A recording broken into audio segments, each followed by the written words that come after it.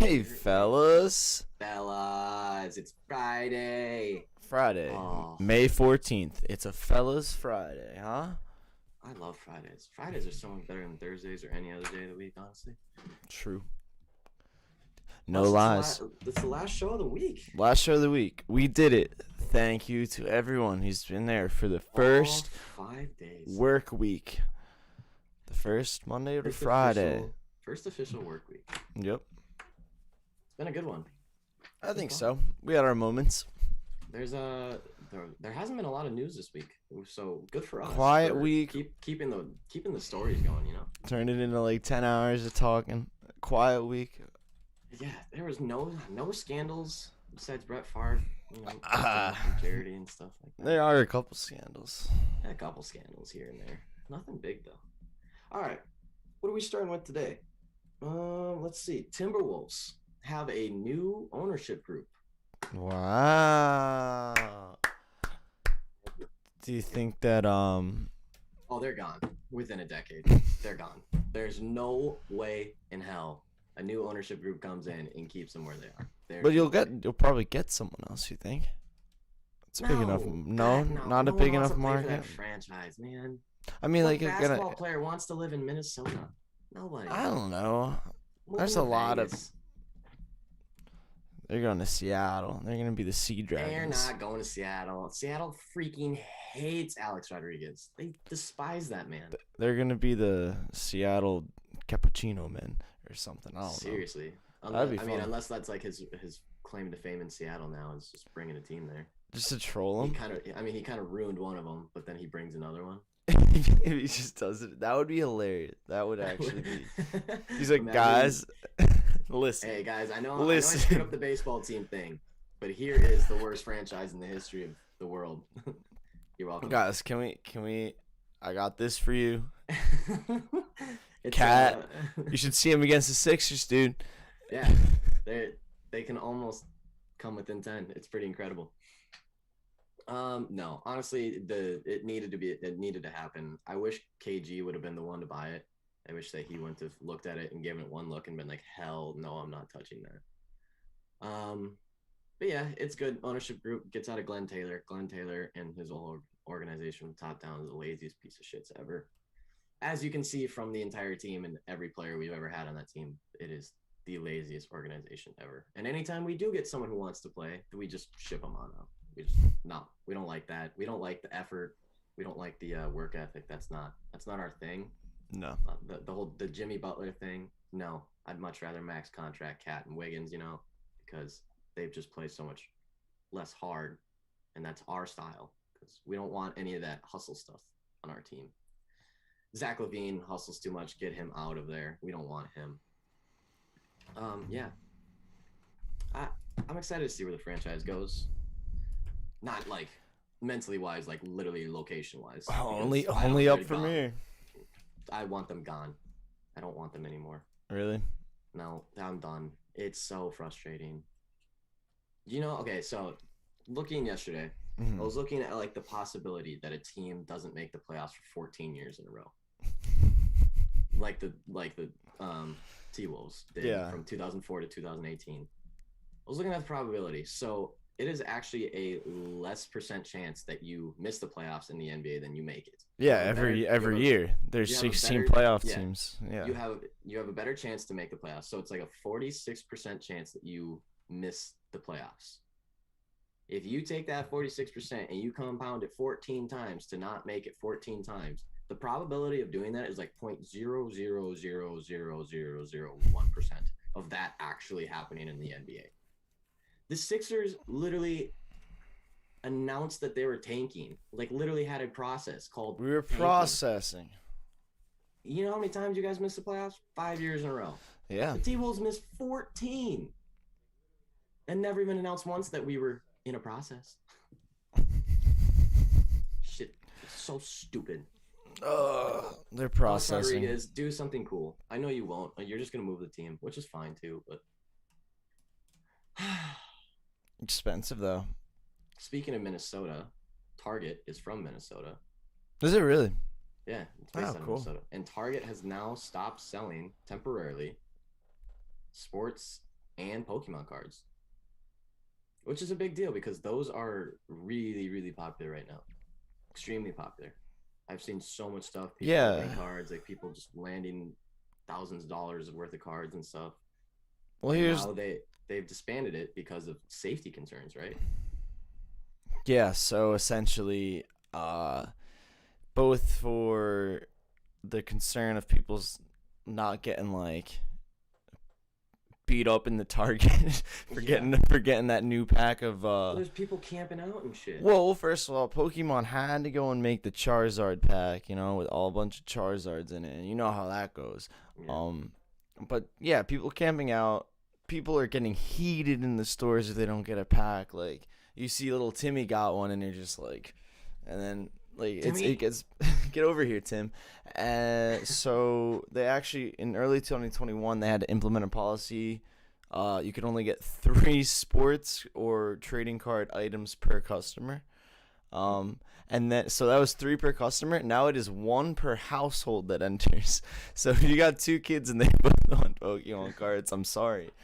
Wait, so like kids can't even go in stores and just buy Pokemon cards anymore. They can buy 1 But their pack. brother, Which, but by if the it's a way, brother and sister walks in. yeah, no, one of them can get it. Not That's one. where, and then that's where the violence probably ensues.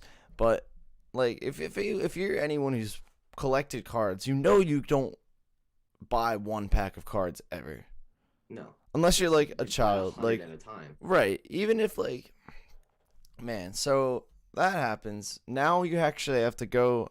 It's behind the counter, like it's some kind of prescription drug. That it is an over-the-counter product now. The new Pokemon series is over the counter. Um, so this is temporary, but who knows?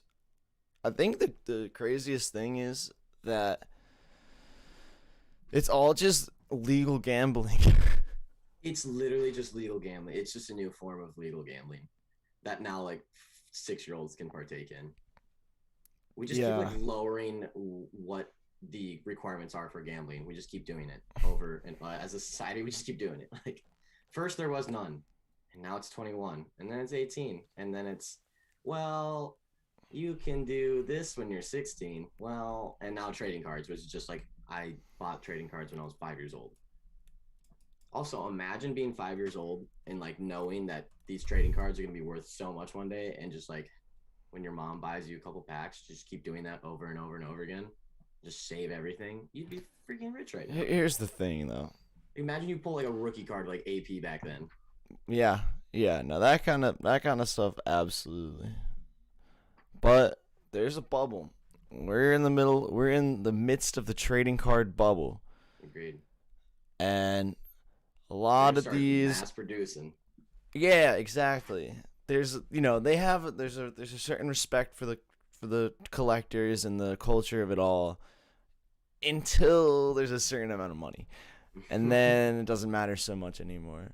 Yeah. But that and whatever you want to say about a card, when it comes down to it, the value, anything more than the value of a cardboard square is assigned by whoever's buying it. As soon as this market is not huge again, things will cut in half. If you look at the Yeah. way things were priced 18 months ago, before everyone reverted to a child because we were locked inside for a year, which is literally the only reason this is happening. Which is literally the only reason that this is happening.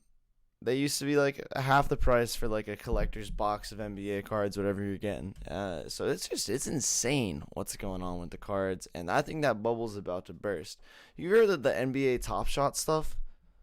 Those A like the little bit, gifts. yeah. Something about it. I don't know. I don't know. I don't get that one. And It's let me not say, like if someone, so it's essentially, let me make sure I'm calling the right thing. I'm pretty sure it's called NBA Top Shot. And essentially, you can buy these packs online. And it's the same thing, kind of like a Ultimate Team type deal where you get the random pack generated online, open it. But they're full of like NBA gifts of like different moments and shots and stuff. So conceptually, it's cool, but I think where it's losing me is I think this started like end of last year, and the Started value of picking up speed. Yeah. some of these have gone up thousands and thousands and thousands and thousands of dollars for it's just a video.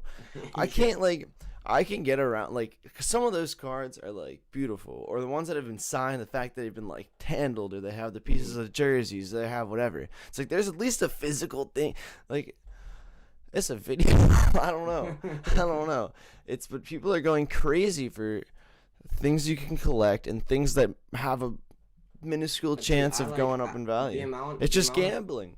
the amount of 30-plus-year-olds that I've seen like doing videos of opening packs for just like literally $10,000 worth of cards at like $20 a pack is unbelievable.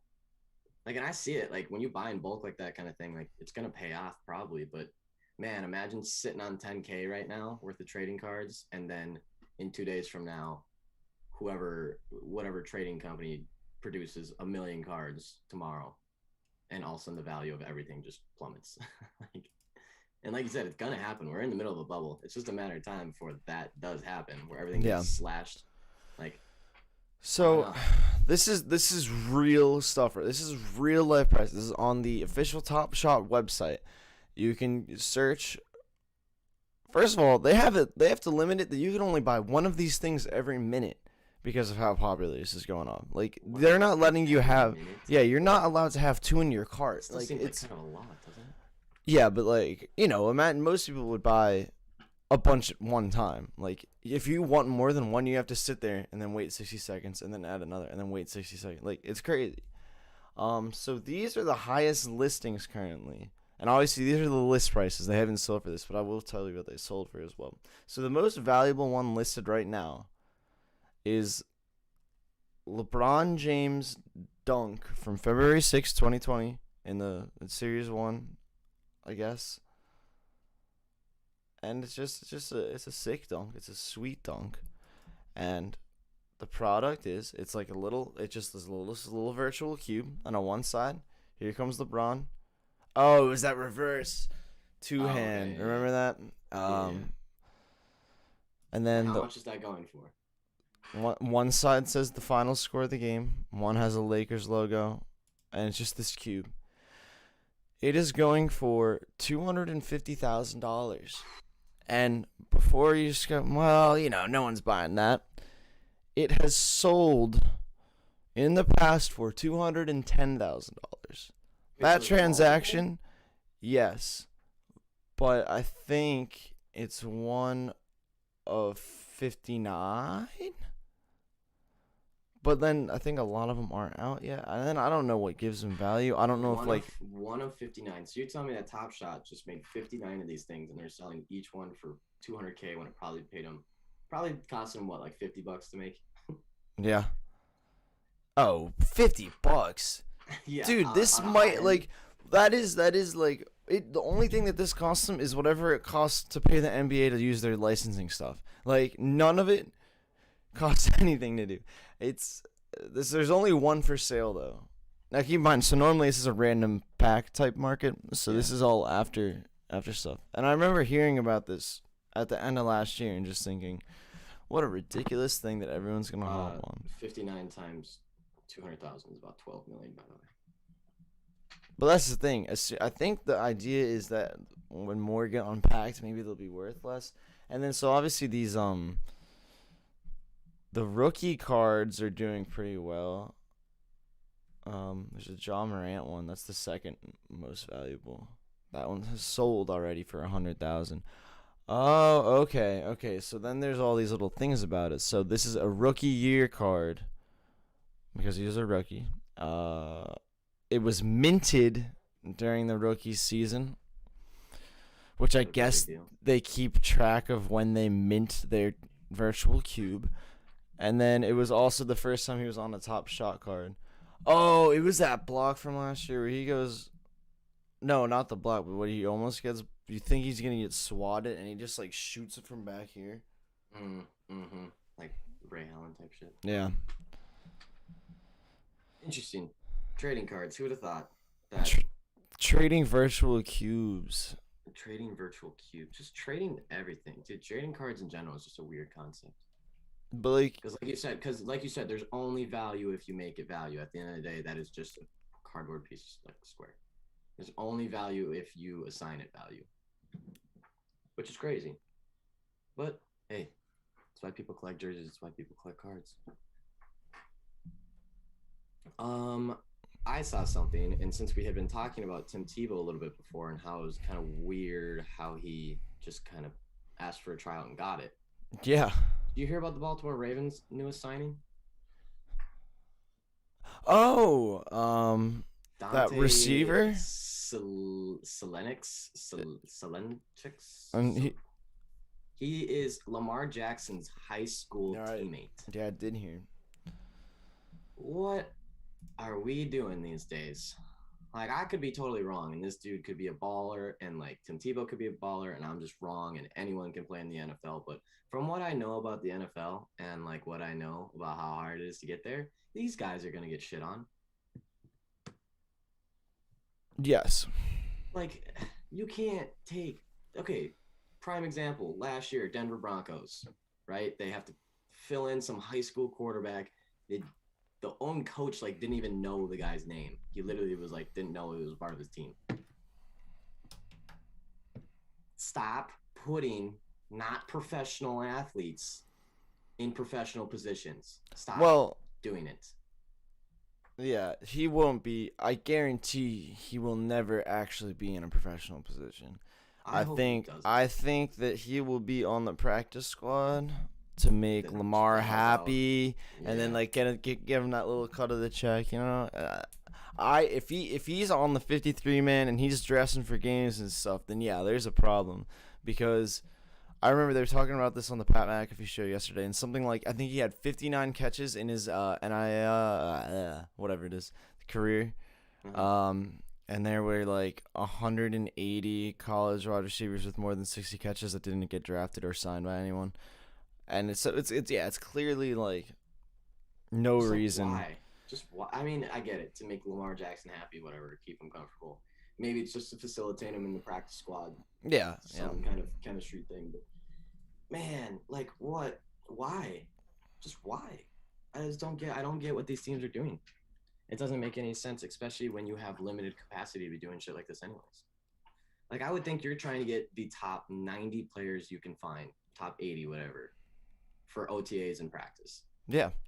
Like the top 80. Like you're not wasting one of those spots to do something like a Tim Tebow or a Dante Ciclenix or Ciclench. I don't know how to say his name. But I guess when it comes down to it, it's not that big of a. I mean, obviously, yeah, you are losing an extra chance at finding some dude who's just a beast out of nowhere and just picking him up. But more often than not, I bet some teams don't even fill it up. Yeah. Like because you have to cut it. You have to cut so many dudes. Yeah. It's brutal. I'm just like, why add to it? You know? Also, I don't want this to set a precedent where like this starts becoming a thing. Yeah. Like, I don't want to see this become a thing. Like it'd be cool if some high school kid of Lamar Jackson comes out and like ends up balling out and being one of the top wide receivers. Like what a cool thing. But at the same time, like I'm thinking about all the guys who didn't get drafted from college this year or who are going to get cut in the NFL this year. And you're telling me that these guys aren't more talented than Lamar Jackson's wide receiver teammate. Yeah, I think that at the end of the day, neither of them will play a snap in the NFL, and this dude gets to hang out on the roster for a bit, and that's pretty cool. And maybe he'll practice squad around. But if he makes a 53 man cut, then yeah, that's a. And my thing's like, I know there's politics in sports and shit like that. Like I get it. Like there's politics and whatever. But like for most jobs, it's not like what you know, it's who you know kind of thing. Yeah, I feel like sports is really that one place where it's like, no, it really is what you know. Like it doesn't matter who you're connected to. It doesn't matter that. Like if you can't play, you won't be there. And if you can play, you will be there. And that's kind of like the sanctuary of like sport is it actually is like what you can do. And I feel like we're a little bit deterring from that now. Yeah, And maybe it's just COVID I and trying mean, to save some money and doing some crazy sort stuff and of like we have whatever. been, but I also think like we also just know about it now. Like I couldn't, I don't know. Imagine like the '60s and just like Oh yeah, this shit just probably happened a all the time. guy and just Yeah, like get him this on there. this happened. This is how teams were built back in the '60s, And probably. I think some of it like whatever's going on here. I mean, teams freaking sign Giannis's siblings for a shot at getting him. Like it is Yeah. crazy. But even with the Tebow thing, it's like, all right, we got a dude with NFL quarterback experience who's won NFL games at the quarterback position, NFL playoff games at the quarterback position. We can pay him a vet min. He's the fourth tight end on our depth chart. He's not gonna see the field unless he goes crazy, but he's a leader. He's got NFL experience and he's a great locker room guy.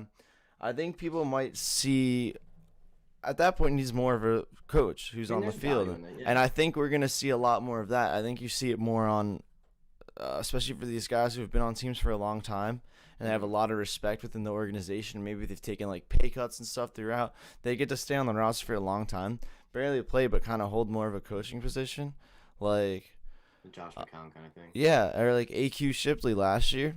Yeah, yeah, yeah. Started the season, I think, as their backup center. Ended the season as a coach. Like during in the middle of the season, became a coach. I think you're gonna see a lot more of that. I think. I mean, yeah, because like you said yesterday, most coaches, especially assistant coaches and offensive Yeah. defensive coordinators, are all ex-players. I mean, Yep. it's pretty hard to become a coach or some kind of like skill position coach without playing the game at a high Yeah, level. yeah, There's very especially few the guys position coaches. there's very few guys in very high level positions that haven't had some kind of high level experience or they like have been. I mean, like a Bill Belichick kind of thing was under Nick Saban when he was 2 years old, like that kind of thing. Right. Um, just stuff like that.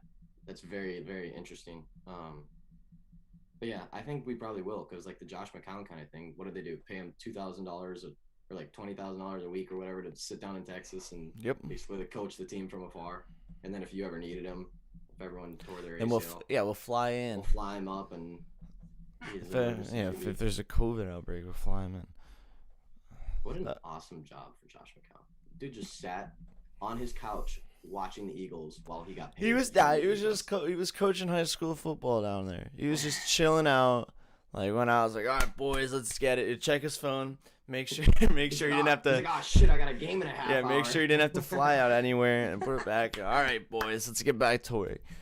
Anyone tear their ACL today? No. All right, No, I'm good. COVID, Got a high school COVID. football game to coach. Oh, COVID outbreak. Oh, wide receiver room. We're good. We're fine. No, As not the long as quarterbacks? QBs, not the QBs. We're fine. I wish Man. more teams would probably do that though, because that probably is like, as far as like a Kirk Cousins, right? Like I'm just thinking about the Vikings, how we do something like that right now. Like Kirk Cousins is too good to be sitting as a backup as coach, but that still is that kind of thing, like the Favre to Rodgers and the Rodgers to Jordan Love. Like get a QB, sit him down for a couple years, let him learn from a really good QB, and then go. And you can do the same thing with like Josh McCown and Jalen Hurts right now. Like Josh McCown doesn't have to be a backup. You can just have him a quarterback coach and do your little emergency QB thing. Pay him $50,000 for the year, whatever that salary was. Like it's a good idea. I just don't want this to become an NFL where it's like, oh hey, my boy back in high school. Yeah. Can we sign him? Like no, we're not doing that. Like the NFL is a very hard league to get into. We're not just signing high school people now. Yeah. I That's think not the direction I want to see. I don't think it. Yeah, I agree. That would be bad for the sport.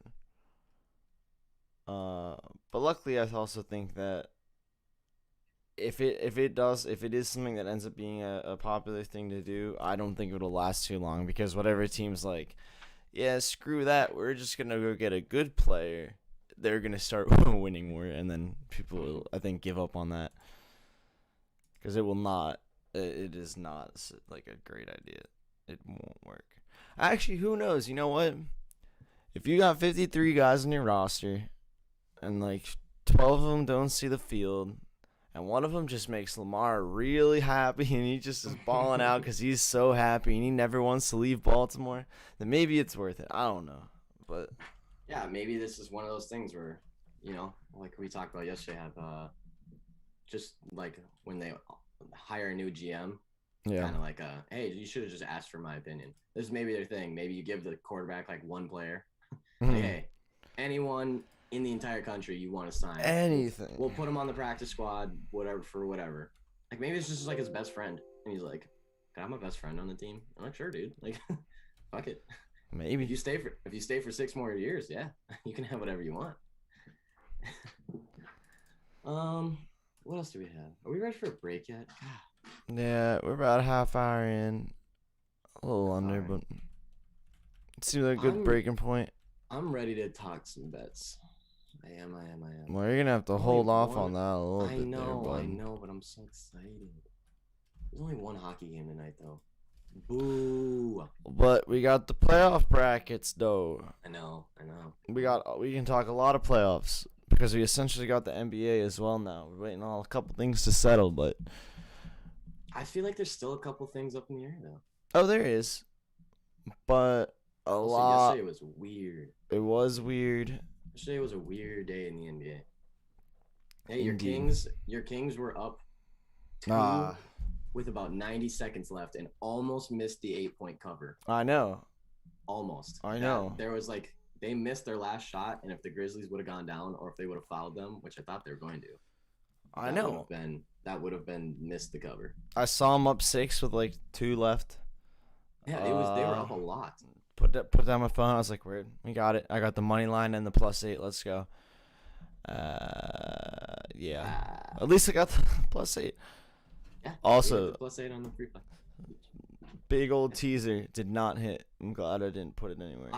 So we did a TikTok live yesterday. I was on TikTok live for about an hour, and I did a parlay with everyone, and I told people made it. It was 7 team plus 969, and it hit.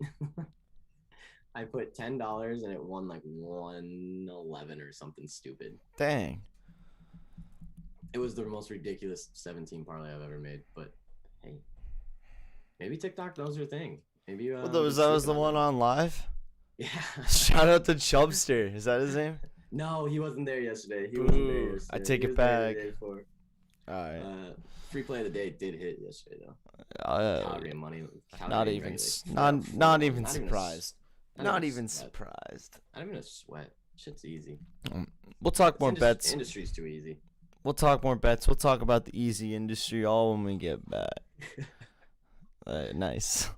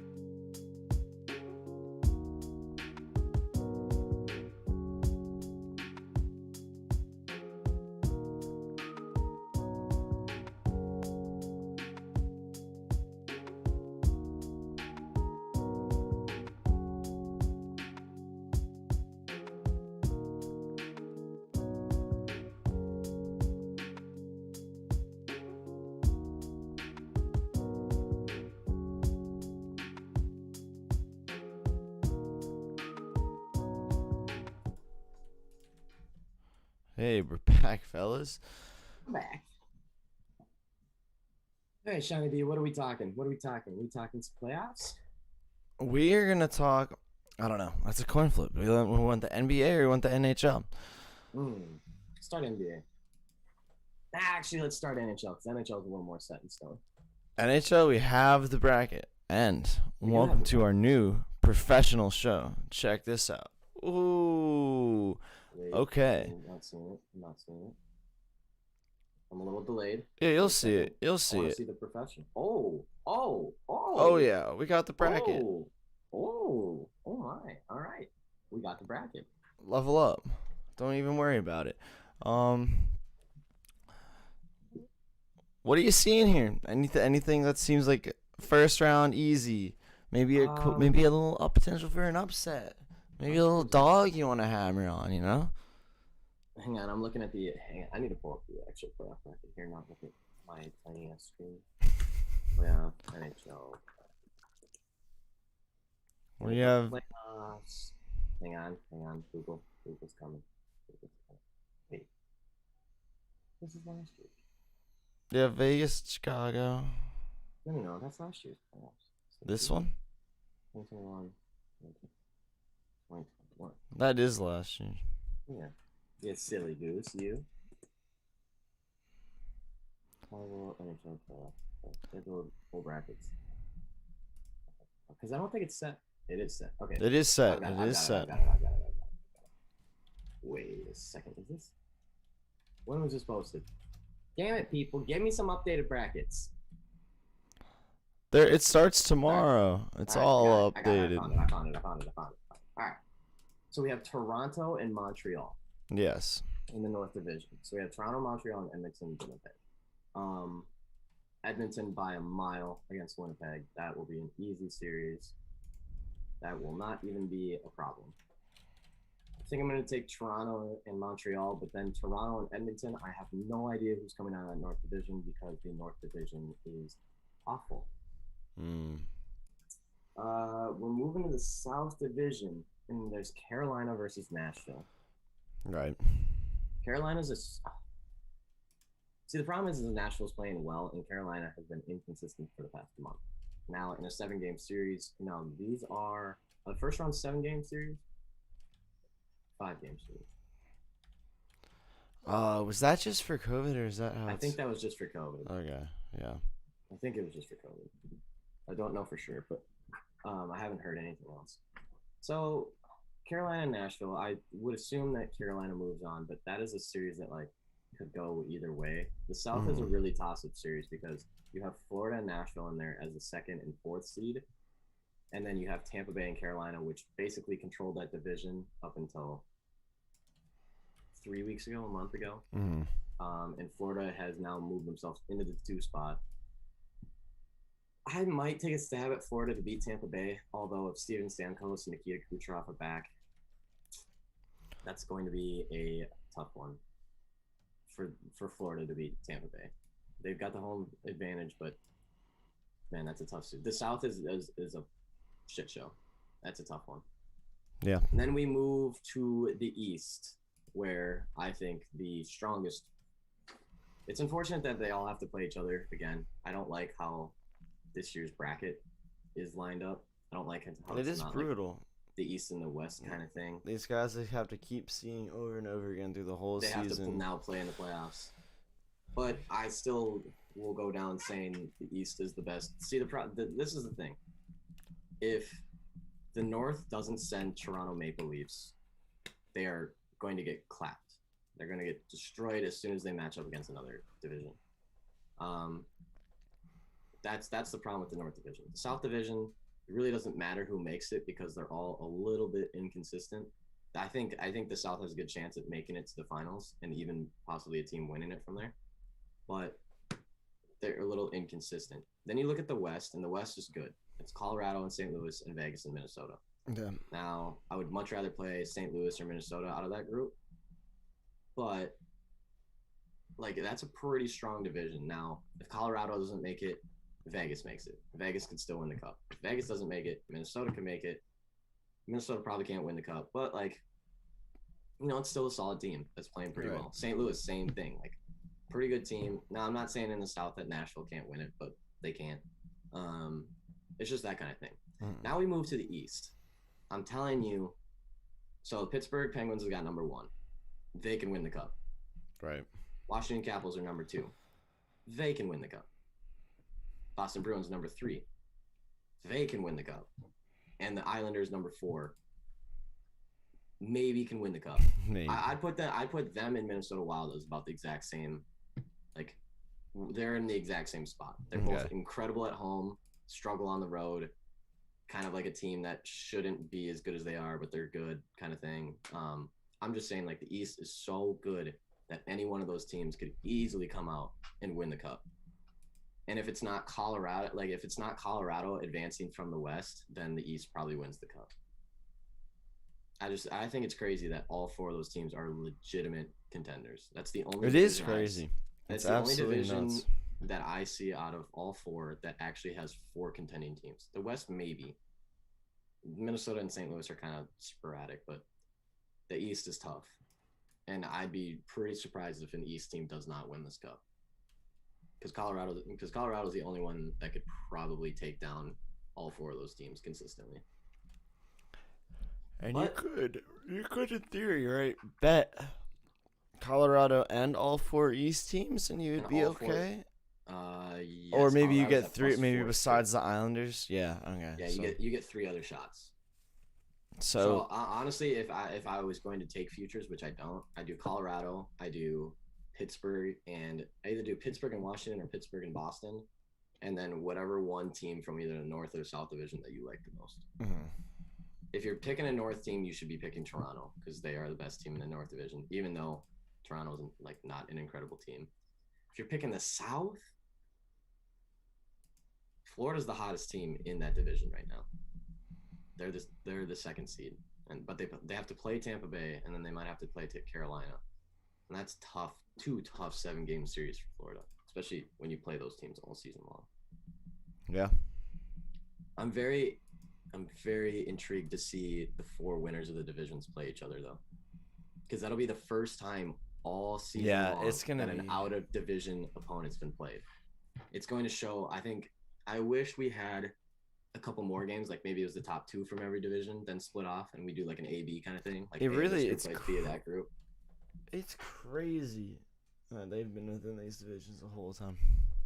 Because I really wish they wouldn't just square them off against their division and then the winner of every division played each other. I'd much rather have like a Champions League thing where like you get 4 and then the top 2 of each division, like play an A/B thing. So like the North would play the South, A of the North would play the B South, and then B of the South would play the A or whatever. Yeah. That kind of thing. Because I want to see more out of division opponents play each other. Yeah, I'm sure everyone does, right? Like at this point, come on, let's see. And at this point, like with COVID and everything like that, I guess they planned for this when COVID was still a very big thing, and so they couldn't foresee that we would have been this far along. Yeah. I mean, Minnesota's. But the thing is like I don't know. The NBA managed to figure it out. This is true, but that was also like in the midst of everything. I feel like the NFL managed to figure it out. This is true. I mean, I know it made the season pretty interesting. Yeah, seeing that many matches, especially betting on it. But yeah, I mean, I think every team played each other 8 times this year. Yeah, it was really cool. It's actually been really fun to bet on, just because like there's a lot of level of uncertainty. But as far as like a fan of hockey, I haven't enjoyed it as much because I want to see I want to see how Minnesota compares against the Pittsburgh Penguins and the Boston Bruins and the Toronto Maple Leafs. Like I want to see how they square off, because like the West is tough, but the East is fucking crazy. Yeah, and like I want to see us go against the Rangers for like variety, you know. Yeah. So it's tough. It's been a tough year as a fan of hockey, even though my team is doing good, which makes me very happy. But like at the same time, like I want to see who's actually the best in the league. And honestly, whoever wins the Stanley Cup this year, like all the credit to them. Like you can't take away anyone's COVID championships. That's not a real thing because every team's gone through the same thing. Yeah. But at the same time, like I want to see the best team in the NHL. And I don't know if this style of what they've done this year, of everyone playing each other in their own division, playing It each other makes in it their own harder. division up through the playoffs, like I don't know if we're really going to find the best team. The best team in this situation, yes, we are going to find. But I don't know if the winner of this year is actually going to be the best team in the NHL, which I feel like the NHL is one of those sports where most times the best team Yeah, ends up, you're right. or the hottest team at the time, or whatever. And I think that's, yeah, it'll be weird. It'll be really interesting though. As soon as those, I'm Yeah, very excited for those once first it four gets games. going. For those first games, like and the North versus South and East versus West, that is going to be fun matchups. Those are going to be really fun to watch, and teams are going to be so excited too because they finally get to play someone else for the first time. They get to play someone else. Hockey I playoffs are going to wonder. be That's electric. it. Will They're going to care be. a lot. Yeah, it's gonna be interesting. I'm excited. I'm waiting a long time. Except that freaking Minnesota drew Vegas first round. See, that's what pisses me off too. Is like Minnesota's been cruising all season long, playing a great season. And most times like this, their first round would be against the Dallas Stars, Yeah. who kind of had the same season that they did. They were up in the top. They'd be playing like the 4 or 5 seed. Now we have to get matched up against like the second best team in the NHL because we're playing in the West Division Right. or the third best or whatever you want to call Vegas. Like as personal fan, that sucks. Like that's not fun. But it's whatever. We'll see who the best team in this situation is. Right. And also, if the Wild do beat the Vegas Golden Knights, Then that's series, big. and then goes on to beat Colorado in the best 7 game series, and then goes on to beat who knows? whoever. They would be playing the East. We'll be playing the East. Yeah. So like, imagine St. Louis right now. St. Louis has to play Colorado, which is the best team in the NHL, probably. Yeah. Up there. And then if they win that, they have to play Vegas or Minnesota. And if they win that, they have to play Pittsburgh, Boston, Washington, and New York. Yikes. The West has got it rough. So does the East. The East is going to have to battle all the way through that and then play someone. Yeah. The North and South is going to be a cakewalk. If a Western East team does not win, I will be shocked. I think that right side of the bracket is so dominant compared to the left side. So much more consistent, so much more dominant. But we will find out. Yeah. I'm excited, and I'm going to be. Also, I'm sick and tired of all these people telling me that playoffs are harder to bet. This is the thing. If someone sees me do well, they come up to me and they're like, "Oh, you better be careful for playoffs. Playoffs is harder."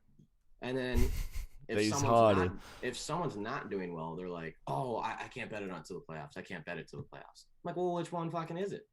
Is it harder to bet in the playoffs or not? I don't think it's any different, honestly.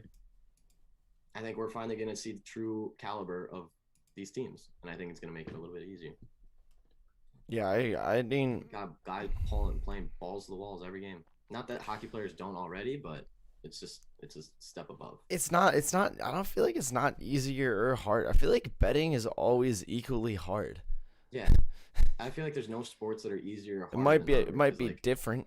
You might have to use different strategies and look at different metrics, but like at the end of the day, it's still just betting. And at the end of the day, if a sport is easier to bet on than other sports, it's going to be corrected. Right, exactly. Maybe the MLB the first 2 weeks of the season is so much easier than the NBA and the NHL, sure. But that's just going to get corrected, and it's going to get corrected hard by Vegas. And I promise you, those first 2 weeks, the next 2 weeks are going to be death. That betting on the next 2 weeks is going to be so hard if you had an easy 2 cakewalk weeks. Yeah, I think one of the way betting is. One of the only sports where I feel like it might be easier in the playoffs would be the NBA, just because nobody's getting rested. People are going to play through. You're getting the truest version of the team you could possibly get. You're finally when the Lakers when the Lakers are clearly the best team or whatever, right. The Nets are clearly the best team, yet they're not winning games. The playoffs are the time where it starts coming out because it's like all these players now care. They're all now try. They're not being lazy. This is what they've been waiting for all season long. Like this is where you actually see real NBA. And that's why a lot of people don't watch the NBA until playoffs. People don't like the NBA until playoffs because the NBA is one of those sports where guys will take the game off or take a quarter off or take a couple plays off. Like you can clearly see it that there's not maximum effort at all times.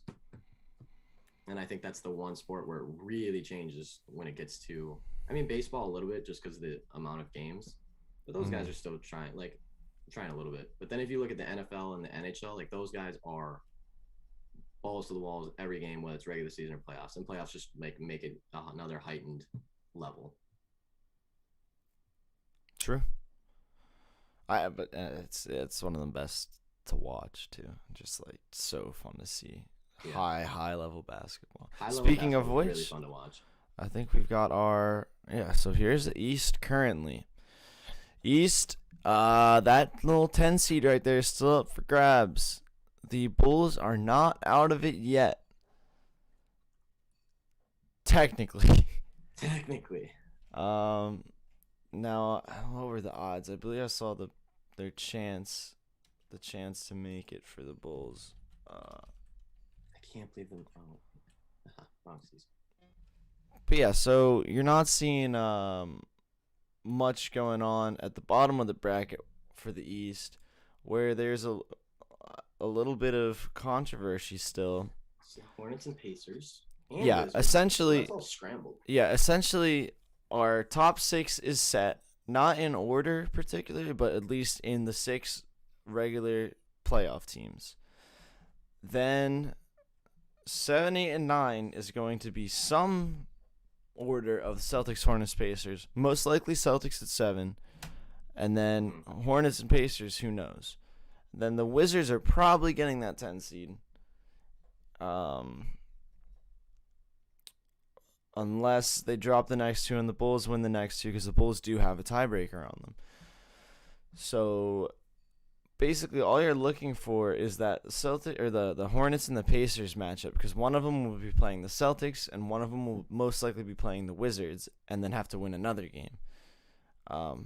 I think that 8th seed is going to be super valuable because the Celtics are the 7th seed, but their current level of play is probably closer to like the 10 seed. Like they are not. Right now they're not playing better than the Hornets or the Pacers. Oh God, no. So if you can get trending downwards, if you can get that matchup, they're on a 4-loss streak. They're 3-7 in their last 10. 4 and 3-7 in their last 10. That's pretty bad. So if you get the matchup there, if you have the 8th seed, then you just beat the Celtics and you're in. Then if you end up getting the 9 seed, then you have to play the Wizards, who you never know what they're going to do. No. And then you have to play the Celtics, who are going to be all mad. And then, so that's going to be super important for either the Hornets or the Pacers getting that. Man, so they can lose to whoever in the first round. If I'm the Sixers or the Nets right now, I'm hoping to God I play the Celtics first. Yeah, you hope Celtics just get out that first game and slip into the 7th seed. Yeah.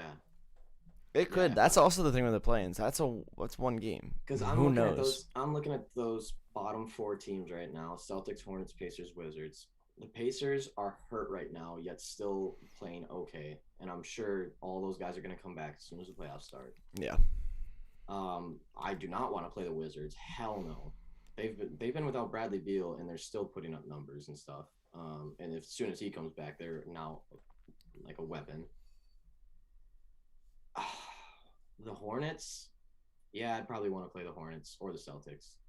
Yeah, I think the Pacers and the Wizards are the 2 I'd like to play less. That's scary. Yeah, I would not want to play them. I think, especially in a best of 7, Wizards aren't scary. But in a play-in game, I think the Wizards might be the scariest team out of those 4, because they're the only team that might just pop off and drop 140 for no reason. Yeah, no, I agree. If I'm the Knicks right now, I am trying to get into that 5 spot so hard. Yeah. That 5 spot is either playing the Hawks or the 6 spot's playing the Bucks. If you're the Heat, if you're the Heat and the Knicks right now, you are desperately trying to move up. Desperately. What are they back right now? They're tied, but Heat's they're tied on the Knicks, and then the Hawks have got 1 game. But wow, and they have the tied conference record. But the Hawks have a game in hand, so technically, if the Heat and Knicks win their next game, it would be a 3-way tie at 4. Oh shoot.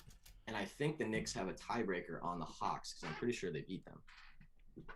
But I think oh man, the East is interesting. The The East East is is actually like interesting. besides top three, it's pretty much all up for grabs. Like kind of like 4 through 6 is a competition, and then 8 through 10 is a competition. Speaking of interesting though, the West.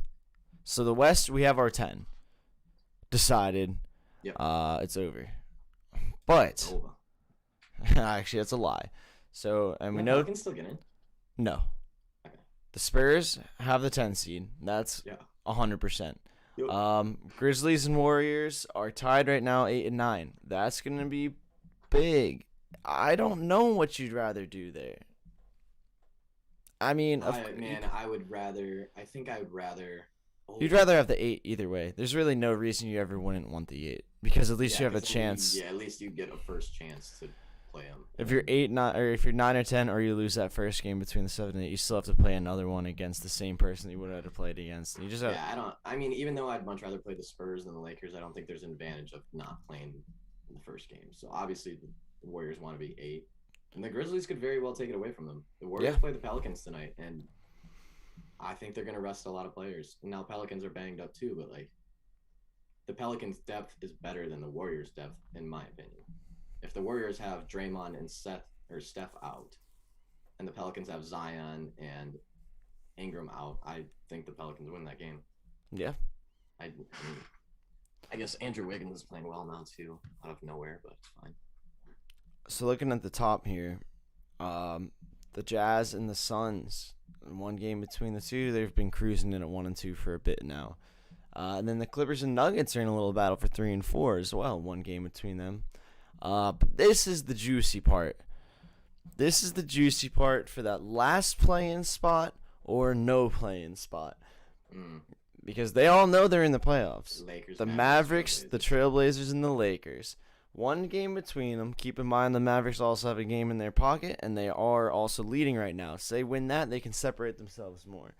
But the Lakers also have a game in their pocket. Yes. Trailblazers got Trailblazers. Both of them. Yeah. Interesting. So now I wish I could get up the head-to-heads because I would like to know all the tiebreakers. But the Mavericks have it over the Trailblazers, I know. Yeah, and the Mavericks have their last 2 games are tonight, the Raptors, and then the Timberwolves on Sunday. So the Mavs should be probably fine. I think the Mavs have 5 locked up, but that 6th spot is going to be interesting because Lakers have a game in hand, are only a game back. The Trailblazers play the Nuggets on Sunday. That's tough. That's a tough matchup. And the Lakers have 2 games left, and they play the Pacers tomorrow and then the Pelicans on Sunday. So we could very well see the Trailblazers slip into a play-in spot. Yeah. Which would be crazy because then they play the Warriors first. So it'd be Trailblazers Warriors for the 7th seed. And then whoever loses that might actually get kicked out of the playoffs. If the Trailblazers or Warriors leave the playoffs, I would be shocked. Here's what I would be more, or maybe this is just wrong. Maybe this is just dead wrong. But I would be more confident in the Trailblazers getting out of the play-ins at 7 than I would at the Lakers getting out of the play-ins at 7. I just feel like there's no way that the Trailblazers lose to the Warriors and then the Grizzlies. They might lose to the Warriors. I just cannot see Dame letting that team fall out. I think if the Trailblazers fall back into that 7th spot and it's Trailblazers, Warriors, Grizzlies, Spurs, I think Trailblazers are easily the best, my favorite team to get out of that. And I don't even put Warriors as number 2 to get out of that. Honestly, I think the Grizzlies have a very good shot. Yeah, I do like the Grizzlies. And honestly, the Spurs are not that bad. Their record reflects a period of time where DeMar DeRozan was out for a long time. Their record is not as bad as that team actually is. I don't think. No, 2-8. They've struggled. Their last 10. That's a scary team when they're on. They can beat anyone. They fucking took it to the Bucks by 30 the other night. Yeah, just in a regular playoff, they wouldn't even be in the con. They would have been eliminated like 5 days ago. Yeah. I That's don't why know. this is why this is It's a interesting, though, because little, yeah, it's that's one of those interesting. teams that'll come out of nowhere and get you because they're talented enough. They have a good enough team to do it. I don't know. Very exciting though. The West is going to be crazy right here from 5 to 7. The West is The East crazy. is going Is to be like crazy right here at the bottom there. We don't even know who's in yet. I feel like the West is crazy for like a play-in standpoint. Like that's the entertaining part of the West, and the East is all like seedings and who's actually going to play each other. Because Yeah. I'm very intrigued to see who the Knicks play, who the Heat play, who the Hawks play, who the Celtics match up against, who the Bucks match up. Like those are all really, really interesting matchups. Do you believe in the Bulls? Man, if they had 2 more wins right now, I sure would. It's unfortunate because they got the trade and then Levine went down and then they had a couple of injuries a couple more times. They should have stolen a couple more games. Like they should have 2 more wins at least right now and be in serious contention rather than the perfect storm has to happen for them to get in. Because they are a good team. And man, if that was honestly if that's the Bulls there instead of the Hornets, that's a freaking nuts final like last. It's a lot of fun. That would be That's a lot of fun. crazy final. But yeah, I don't see it happening. I don't think they perfect storm this. So they would have to win both. Wizards would have to lose both. And oh my God, the Wizards play the Cavs and the Hornets. They better not. If they lost, the but Bulls, do the Bulls have a tiebreaker against the Wizards? They do. That's why they're still in contention. That's the only reason why. And the Bulls have the Nets and the Bucks. Oh, poor Bulls. Bye, Bulls. Yeah, I don't think they're gonna be on that little list I don't think they're gonna for make too long. All right, we'll kick it to another break, and then when we come back, we'll have our picks for the day, bets, picks, all that good stuff. Good stuff. All right, big old parlay. Maybe we will. 7-teamer, not yesterday. Oh.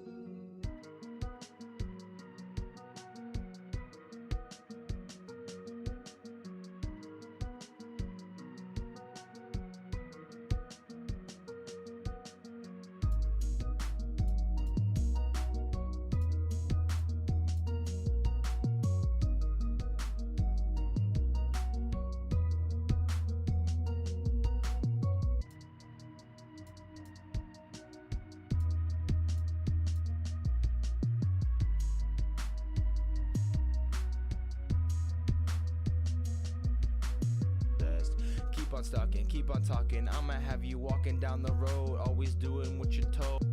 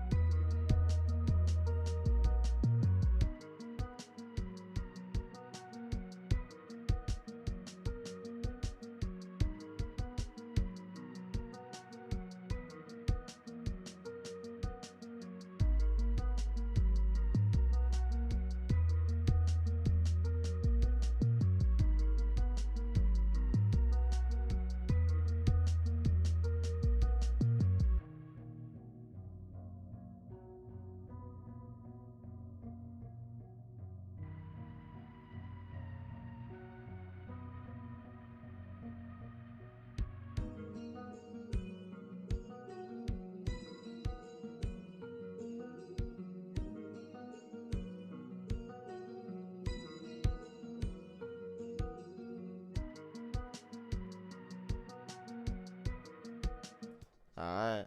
We don't back now. We don't back. All right, fellas. Let's hear it. It's a big day for the NBA. There is, we just talked about. There's shit going on, man. There's teams Lot. that need to win. All sorts of stuff. There's a lot of teams resting players because they just, I don't know why. Teams that should not be resting players that are resting players. First game, we're gonna start it off with a big one. Pelicans Warriors. The line opened at 6.5, Warriors favorite, and is now at 2.5, Warriors favorite. Sounds like a little Draymond and Steph are probably going to be taking a seat tonight. I'm Seems looking like at it. the injury report. We've got Andrew Wiggins on a day-to-day, no comment, which just means rest. Draymond Green, day-to-day, no comment. Steph Curry, Sleepy. day-to-day, no comment. Sounds Sleepy. like rest days. Sounds like rest days are coming. Damian Lee is out for protocols. Kelly Oubre Jr. is still out. James Wiseman's obviously out. And yes, this is an interesting one. At 6.5, I would have really liked to take the Pelicans on rest. At 2.5, I'm not sure. But I've said it before. I think, if you take the top 3 players from the Warriors and the top 3 players from the Pelicans, I think the Pelicans beat the Warriors. And that's basically what's going on here. That's a weird game to look at. It's a weird way to look at it. It's like a summer league game. Yeah, really. Josh Hart out, Lonzo Ball out, Zion out, Brandon Ingram out, Steven Adams out. That's literally their starting lineup is out. Steven Adams, Brandon Ingram, Zion, Lonzo, Josh Hart. Yeah. That is their starting lineup is completely out. But at the same time, look at Golden State. Wiggins, Draymond, Steph, Kelly, James, all gone. Essentially the same thing. It's essentially the same. It's a backup team playing a backup team. I don't think it's worth betting on. However, the Warriors are getting 89% of tickets and 71% of money, which means the Pelicans are getting 11% of tickets, 29% of money in a game where the Warriors are benching basically their whole starting lineup, and so are the Pelicans. So everyone's slamming the Warriors for some weird reason. Also, there's a system play. We have a system play on the Pelicans. Wow. Road dogs off against the spread loss. Mm-hmm. 64% win rate, 24% return on investment. Sheesh. That's pretty really nice. Oh, the line just went to 2.5 to 2. Like literally as we were talking about it. The fellas must be slamming the Pelicans. We're moving lines. We're moving lines. Making dimes. All 2 people betting $5, moving lines. No, so I would probably stay away from that game, but if I do take something, I'm taking the Pelicans on that. And I'll just take a money line because 2 points worthless. Next, Nuggets Pistons. I really don't have a play for this. I told everyone yesterday, I saw so many people on the T-Wolves, and the Nuggets started at -4.5 and then dropped to -2.5, and I kept telling people, don't worry about it, keep slamming the Nuggets. Put 1.5 units on VIP yesterday, and what happened? They won by 10. Jokic went off last night too against Cat. It wasn't even fair. I put a prop for Jokic 32 plus points for +110. He got 31. Oh. I know. It hurt a little bit. But Pistons are actually getting more money at +9, at +8.5 than the Nuggets are at -8.5, which is interesting. Public tickets have Nuggets 72%, so it's a little stacked up on that side. I would assume. Actually, I have not looked at Denver's. Okay, it's better than it was yesterday. Denver's injury report. I don't see a way that the Nuggets don't cover 8.5 against the Pistons, but with that many tickets on the public, I'd be a little wary of it. I probably will take Nuggets, except they're in a back-to-back situation. That's a weird game as well. Both of those are not fun games to bet on. If I have to pick one, I'm taking Nuggets spread, but I'm not sure if I am. Back-to-back, everything. They did rest some good players yesterday. The Kings and Grizzlies are on a back-to-back tonight from last night. Both of them? Kings. No, they play each other again. Wow. So if you missed the game last night, our free play on Twitter, we had Kings +8, and they were up, what was it, 6 with 2 minutes left? Yeah, about 6 with 2:30 left. And they ended up almost missing a +8 cover. They went scoreless for basically the last 2 minutes of the game. And then on the last possession, they missed their shot, down 6. And if they would have fouled, they would not have covered that. We probably would have pushed. And they're out of the Scary playoff Yeah. contention as a result. As a result, they had it. That's They were why up I was 6 really with 2 hot minutes on them left. too. Yeah. I really thought they could beat the Grizzlies when it really counted, but And they choked. They choked hard. They had it too. They could have kept themselves in contention, and this would have been a very interesting game today on a back-to-back against Grizzlies then. But it's not as interesting today. I don't think I have a play for this one. It looks like it's about 50-50 in tickets and everything. Grizzlies getting 5.5. They're getting 5.5. So they basically took the spread yesterday and just dropped it a point, is what it kind of looks like. I would take the Grizzlies again, or not again. I would take the Grizzlies because I'm mad at the Kings. I hope they get their faces rocked in. The Grizzlies money line is not popping up. Yeah, that was unfortunate. At least we got the cover. The cover was nice, but man, I thought they were gonna blow it there for a second. Jazz are getting 14.5 against the Thunder at the Thunder. They're getting 67% of tickets and 84% of money. The Thunder are so bad. They really are. What happened there? Well, they weren't that good to begin with, and then their franchise player went down. Shea. Yeah, man, he was very SGA. Student government. It sounds like Shea's actually ready to play, but that they're not. They don't want to mess with it because makes sense. He's like even the coach was like, he's our franchise player. Like, we're not playing him anymore. Dort is out. Shea's out. Horford's obviously out. Brutal. Other than that, who's out for the Jazz? Mike Conley, Donovan Mitchell, and Morgan. Now, I still think that the Jazz can beat the Thunder by 14.5 or better, but with 84% of the money on the Jazz, that Thunder plus 14.5, and hurts to say it, but it might be worth looking at. OKC has been getting a little bit more healthy than what they're used to, with the exception of Shea gone. Yeah. But let's not forget that Utah Jazz are not that great of a team. They're only 19-15 on the road when they're 31-5 at home. Their best player's out. And OKC has been bad. Not as bad, I guess. Like, they lose by 4, and then they lose by 20, and then they lose by 4, and then they lose by 20. So I don't know. That'd be a really shitty line to bet on, but if I'm leaning something, I'm taking Thunder to cover on that. Right. Nuggets, Pistons, we already went over. 76ers and Magic. They did it. The 76ers managed to throw away games so that they could clinch at home. They can clinch the first seed. They managed to do it. But now they are on a back-to-back after playing the Heat. They're getting 98% of the money at 13.5 against the Magic. Now, I know that they win this game. Scary. I know they win the game. But 13.5 is a lot many more points than 0. But they're also trying to clinch at home. Oh, that's scary. They're trying to do things like they're just. I really wish they would have just won their first game, clinched it then, when they could have against the Pacers instead of taking their entire foot off gas in that second half. But and 13.5 is a lot, dude. 13.5 is a lot. However, the Sixers have been beating people by 13.5 a lot. Yeah, that also is Also, true. you scared me about that under yesterday, damn it.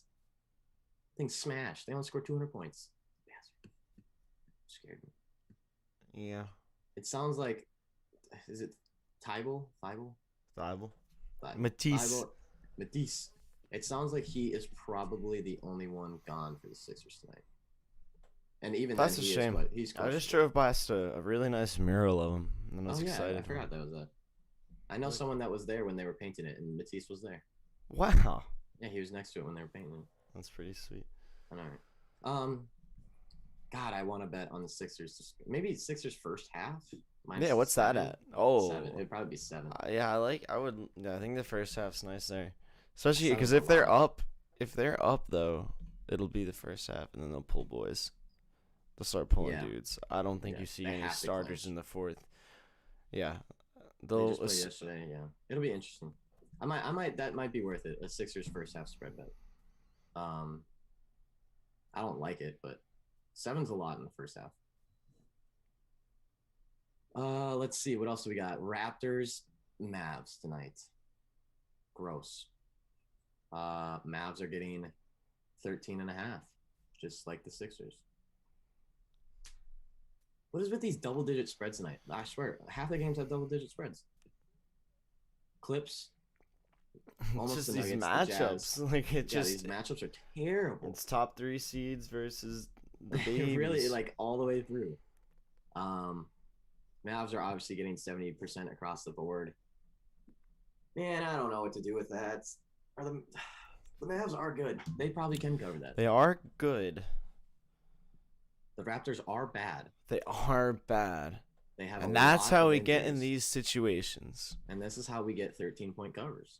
But it's so scary, dude. Because like, it's like, oh, how can a team not cover 13? I was just thinking about that. It was I made my parlay yesterday, and then the first game in it, I had was it? I think I had the Magic plus 21, and they didn't cover it. So I don't know. It sucks. This is not fun. Like I hate double-digit spreads. I hate banking on whether your team's gonna pull their players at the end and let up some free throws. That's just not a fun way to bet on. I still think Mavs can cover 13.5. The Raptors are absolutely trash, and they have a lot of people out, and they're going to continue to have a lot of people out. Mavs are pretty good at home. JJ Redick's out for season. Raptors just are not good lately. No, not Raptors, at all. The Raptors have lost by 12, 19, 10, 2, 5. They won by 7, 4, 10. So maybe take the Raptors there. They've only lost one game by more than 12 in the past month, basically. Because they lost by Brooklyn.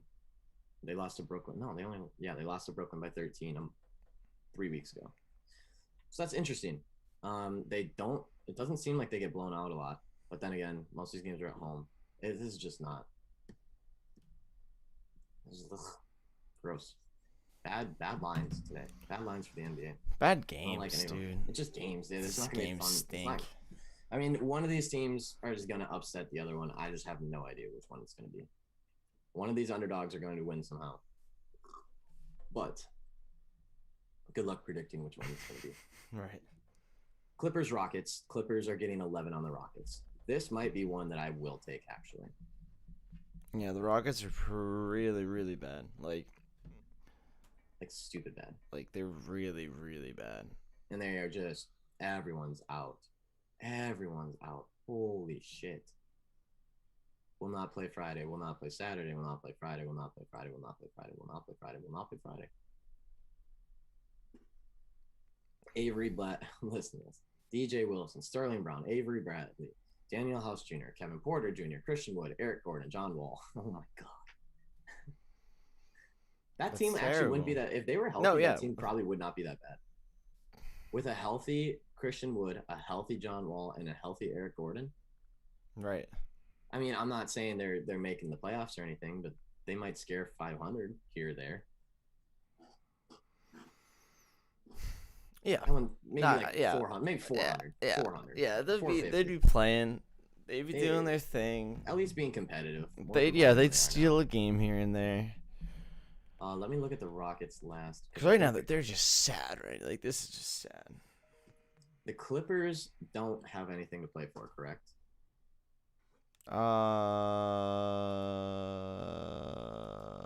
They're the 3 right now, and I believe they can't get 1 and 2. I know that, and I believe. No, they only have 1 game on the Nuggets for 4, so they're playing for 3 or 4. Okay. It doesn't matter much. So Paul George, Ty Lue said after Thursday's 23-point win over the Heat that he's unsure if George will rest or play Friday against Houston. So Paul George is questionable. It looks like Kawhi is that day-to-day with no comment, so he's going to be rested. Serge Ibaka may come back, though. It sounds like sounds like they might try and get him a game before the Before the start. playoffs. Yeah. So that's a pretty big deal because if Serge Ibaka plays, like it's a good matchup. I might take Clippers -11 on that. That might be worth it. I think so. I think out of all these double digits, that's the Out one of I all like the the double most digits, so far. I think that's about the most comfortable. Maybe Sixers, but and then the last game is Cavs and Wizards. Wizards are getting 7.5 on the Cavs. Cavs are a weird team this year, man. Weird. They like to win games when they're not supposed to. They like to cover when they're definitely not supposed to. The game opened at 9 and has dropped 7.5. Yet, I mean, it's probably injury based, but I don't see any injuries that are really any different, I guess. Let's see Washington's. Bradley Beal will not play Friday against Cavaliers. Okay, That's major. That's the only thing that's been in question this whole time. Yeah. Let's go to Cleveland real quick. But even without Bradley Beal, can't the Wizards beat them by 8? Okay, Lamar Stevens is out. Cedi Osman's out. Darius Garland's out. Larry Nance Jr. out. Dellavedova out. Teron Prince out. Oot. Okay. So they have Sexton. They have Kevin Nice. Love. Somehow still. Man, the Wizards are playing though. The Wizards have something to play for. That's the problem. They have a lot to play for. I just don't. 7.5 maybe. They're getting 64% of tickets and money, so it's pretty even across the board. Maybe they cover that. NBA's tough tonight. I probably am not gonna have much for NBA tonight. Maybe an under. I haven't looked at under overs actually. Kings under I like. Under 227, 226.5. Overs get 90% of the money. It's Clippers Rockets over I like. 2% of the money is on the over. Wow. Wowzers. So the Cavs and Wizards over is at 227.5. 114 to 113 for the Cavs and Wizards. 98% of the money is on the under. With no Beal as well. With no Beal. That is a good point. With no Beal too. 98% of the money's on the under. That's the scary part though. I kind of like the over. Yeah. It's a Wizards game. Yeah, against the Cavs D. Now, it's also the Cavs offense, which Right, you have to have both parties working hard. Really get in trouble. Oh, here we go. This is what I was waiting for. Sixers line is at 215, 216. 77% of tickets, 98% of money is on the over. I will be smashing the under tonight. Thank you very much. I love Sixers unders, and I'm getting redemption for the one I didn't play yesterday. There you go. That's about it, though. God, NBA sucks. Man. Yeah, it's Screw brutal. you, NBA. Just because we Screw kind you. of know what's going on now. It's weird. A lot of people hurt. A lot of people just not There's playing. So just many boring. people not playing. So many people hurt. Come on. How do you Be feel better. about the NHL game? The NHL game. I'm taking the Maple Leafs. I talked about this yesterday. Jets are in a regression. They've only won 2 of their last 10. I believe the Maple Leafs have won 7 of their last 10. The Maple Leafs are starting Campbell tonight, who is an insanely good goalie. Possibly better than their starting goalie. Yeah, he's 17-2-2, allows 2.11 goals allowed. Wow. Average, has a 92% save. 72-2 is pretty. Dang. Now, Hallebuck is not bad for the Winnipeg Jets. He's a 2.6 with a 91% save percentage. 4 shutouts, not bad. His teams match up decently, but man, the Winnipeg Jets, I cannot believe that this team's in the playoffs, dude. I cannot believe it. It just does not make any sense to me. This team was so good off the bat for no reason. They had less chances than every team. They had less 5-on-5 capabilities. It doesn't make sense why they started out this hot, besides the fact that everyone in their division is fucking horse trash. and that's it. This is how they start the season. Win, loss, win, win, win, loss, win, loss, loss, win, win, loss, win, loss, win, loss, win, win, win, win, win, loss, win, win, win, loss, win. And then all of a sudden we get up to about a month ago. We hit April. Actually, they were still doing it. We hit literally 1 month ago, hit. And this is what I was talking about with, like, it doesn't make sense why they're scoring so much. They were scoring 5 goals, 4 goals, 4 goals, 5 goals, 2 goals, 3 goals, 5 goals. And then the regression hit. And they went loss, loss, loss, loss, loss, loss, win, loss, loss, win. During that time, they scored 0 goals, 3, 1, 1, 1, 3, 1. Their win, they got 4, 2, 1, and then they beat Vancouver, who was even worse than they are. They beat them 5-0 the other night at home on a back-to-back. Man, this team does not deserve. That's what pisses me off is that, like, the Wild and the Islanders are a 4 seed in their division. The Islanders could beat just about every other team in the playoffs right now. At least give them 2 games, they'll at least beat someone 1 time. Give them 2 games to everyone. I guarantee they at least split the series with almost everyone. They're very, very low capability that they get swept. The Wild, the St. Louis Blues are a 4 seed. The Wild are a 3 seed. And the Winnipeg Jets are in the same discussion as these teams. They've won 2 of their last 10. They're terrible. They look awful. Their best players are gone. I don't get it.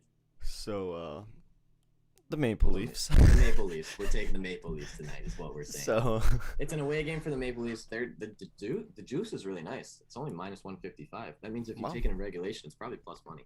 Actually, let me check what it is right now. probably maybe just a bit of a plus 100, right around there. Somewhere around there. Check. It's got to be like plus. It's got to be about plus 100. Checking real quick. Minus 162 in my book. Ooh, plus 100. Nailed it. That might be the play. That might be the play to look for. Nice. And I don't like that North Division. It's terrible. But and then MLB. There's a lot. There's a lot. A lot that I don't know what I'm talking about too. Ooh. Rockies, Reds, bad line, don't take it. Pirates, Giants, bad line, don't take it. Actually, maybe take the Pirates. But don't fade. I just talked about how good the Giants are, so don't do that. Orioles, Yankees. Orioles getting plus 155. Yankees getting 80% of tickets and 70% of money.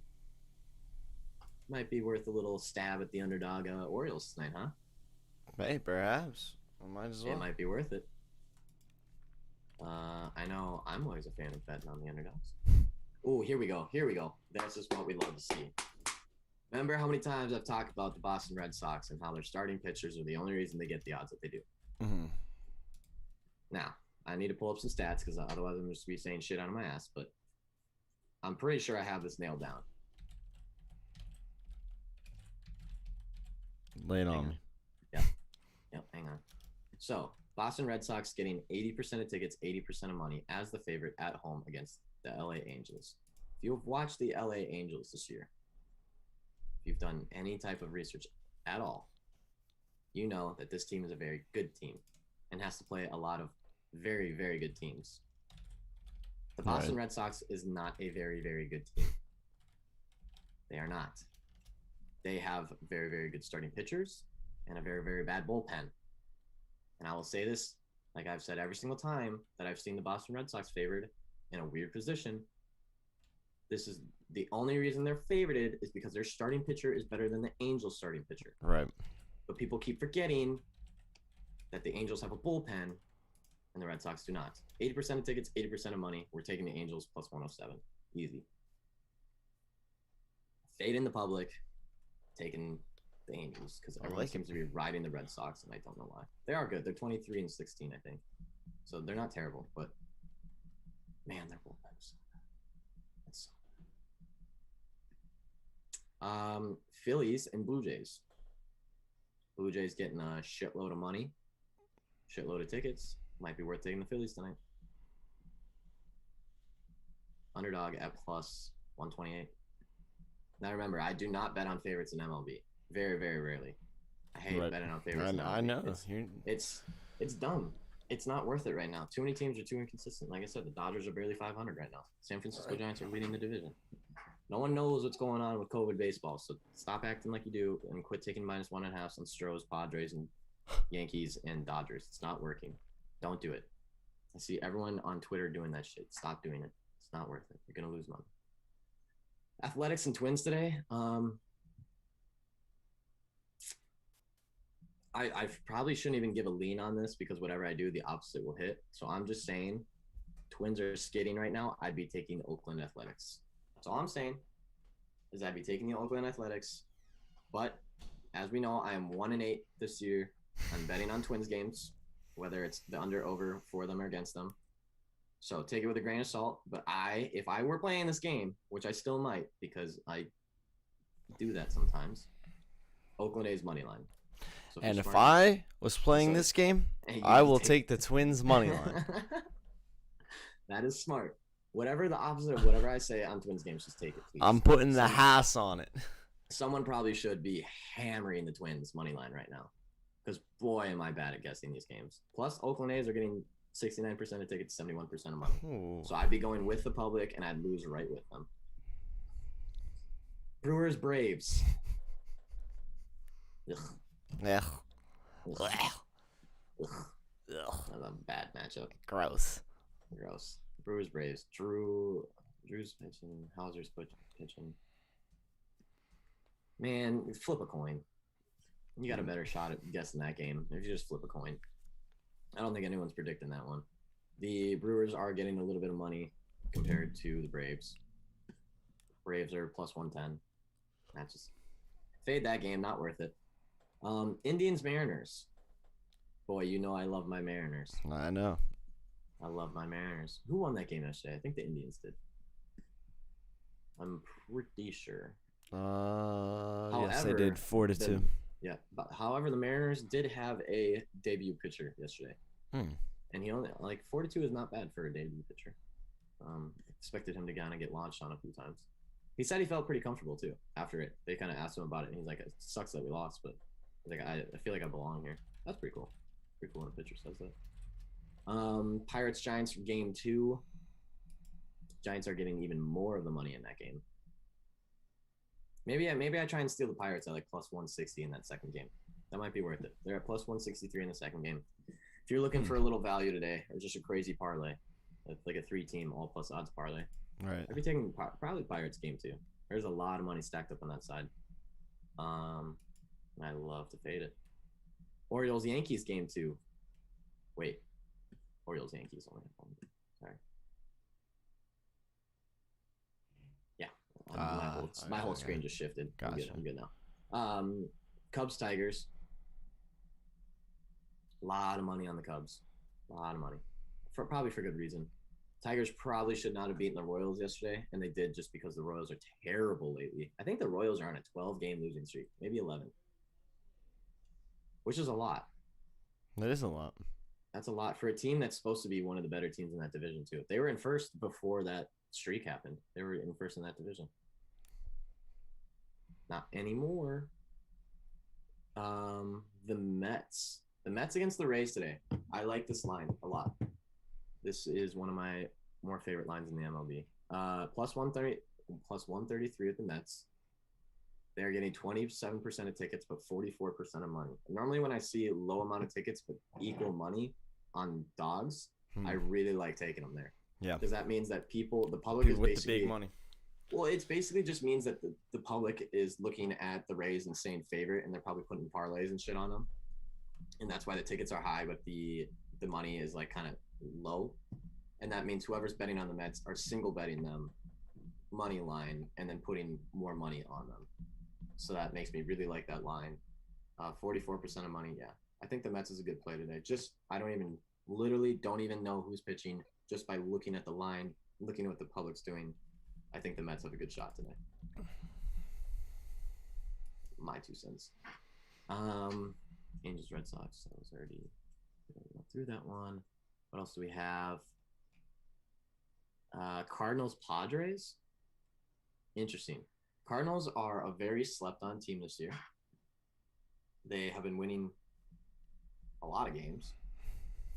They're 23. So St. Louis is 23-15. Mm-hmm. The Padres are 21-17. But because Musgrove is pitching for the Padres, so just 23-15 versus 21-17. What do you think the line is?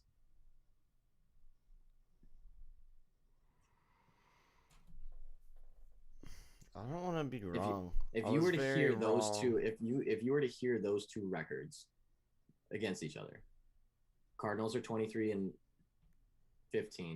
Padres are 21-17. Like a half a run. So the Padres are favorited with a line of minus 190. Yet they're 21-17, and the Cardinals are 23-15. Wait, Next. minus. Oh, I thought. No, the Padres are favorited heavily, minus 190. Now explain that one to me, because I know you don't know baseball much. So No, you explain that but- one to me. Because apparently everyone in baseball that bets on baseball and knows the MLB and are experts on it can all tell me why the Padres are minus 190. But anyone with half a brain who can just read what's going on can easily tell you that that is not the right line. And the only thing that someone will tell you is that it's because of the starting pitcher. Yeah, seems like it. And I you wanna know what's mean, even more. That seems like great value. You want to know what's even more interesting is the Padres are getting 91% of the money on that money line. What? Hey man, this is what I've been dealing with. People trying to like tell me what to bet on in MLB all season. It just doesn't make sense. I'm like, just look at the stuff, and they're like, no. The Padres are actually really good. I'm like, no, they're really not. Padres were everyone's favorite this year to go and win the World Series. They're 21-17.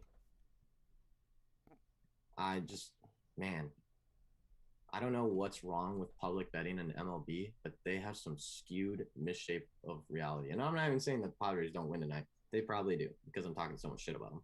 Yeah. But man, Just those minus odds, 190, like, it just doesn't make any sense. And it's only because of the starting pitcher. That's what pisses me off. Anyways, we're moving on. I'm taking the Cardinals tonight. Love that line. They're only getting 9% of money, even better. Dodgers, Marlins. Now remember, Marlins are one of those teams that I said we have to watch out for because they're doing better than what everyone expects.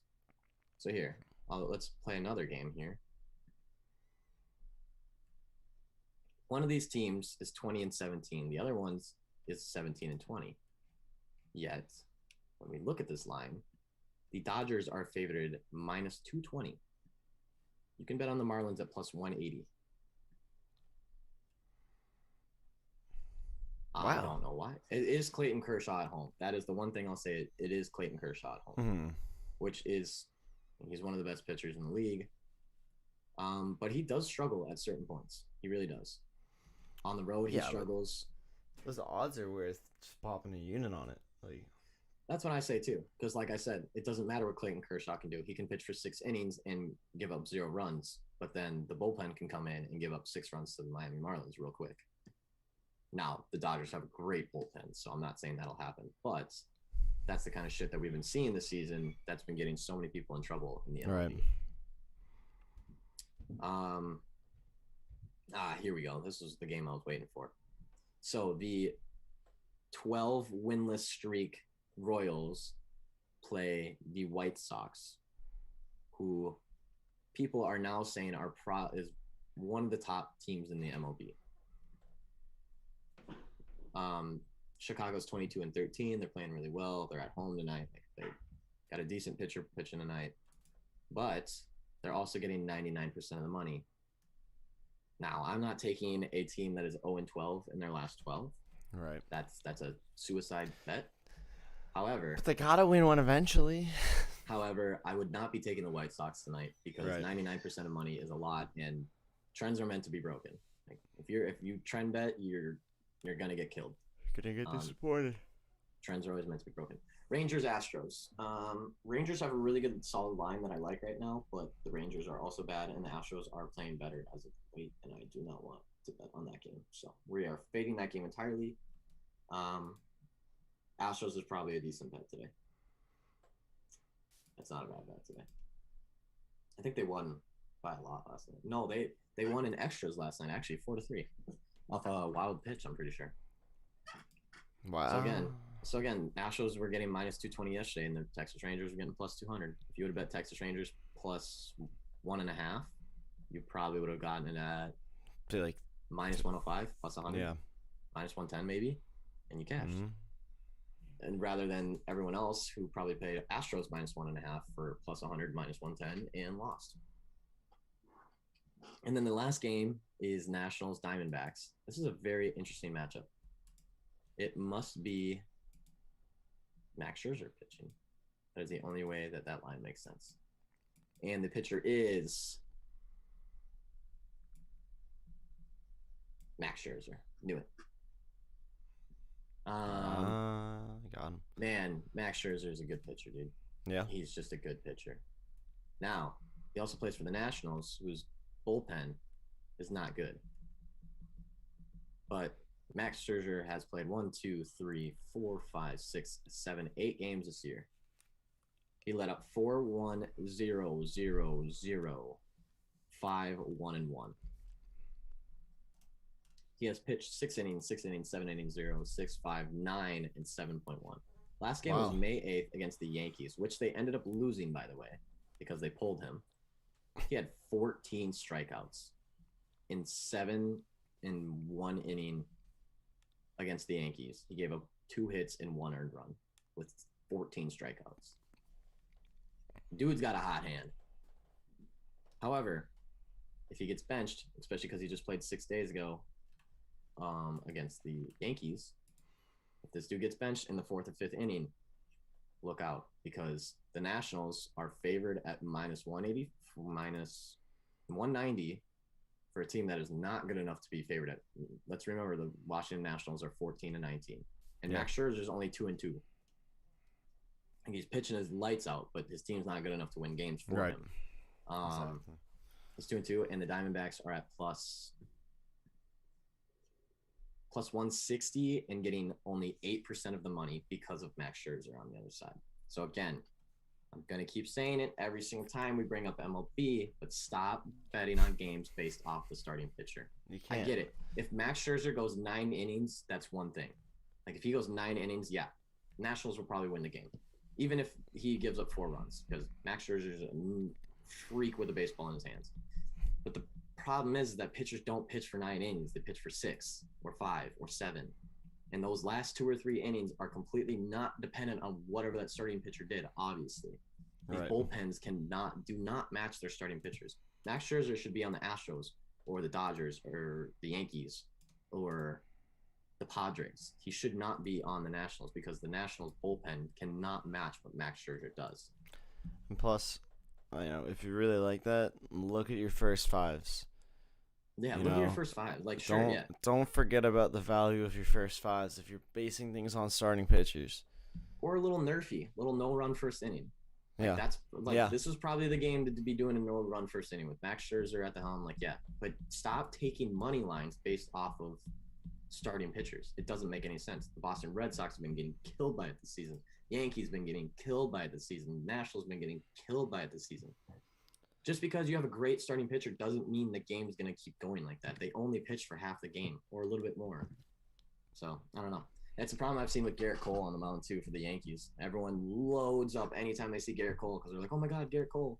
He's only going to give up 1 run. It's like, yeah, you're damn right. But then 3 guys who pitch after him giving up 10. So. And that's the game. I think that's it for MLB. That's your MLB? I don't think I'm doing any under-overs. I might do over. Wow, that's such a tiny line. I might do over 6 in the Royals-White Sox game. Just because it's 6 and because 99% of the money is on the under for no reason. There you go. That is a back-to-back, though, so it is a 7-inning game. Keep Reds, Rockies, over 10.5. Padres, Cardinals, under 7. Okay. I think that's it for bets. I think we went through everything. I think, what do we plan?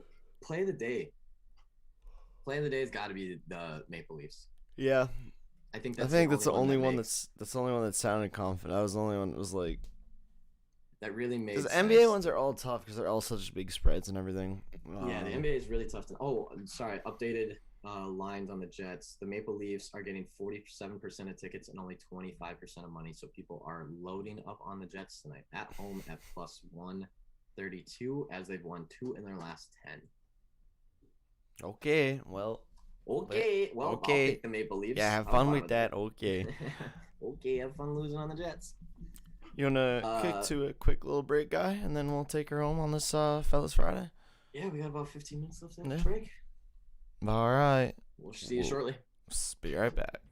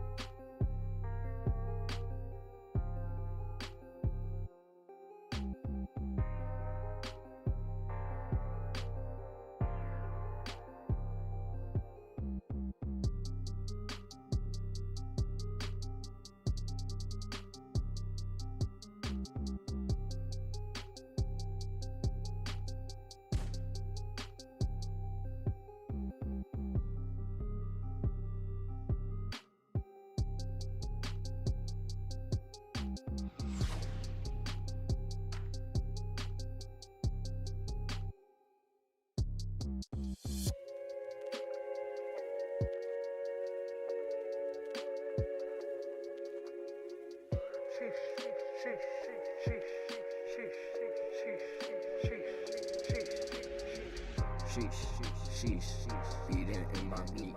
Sheesh, I be clapping cheeks. Sheesh, I be beating.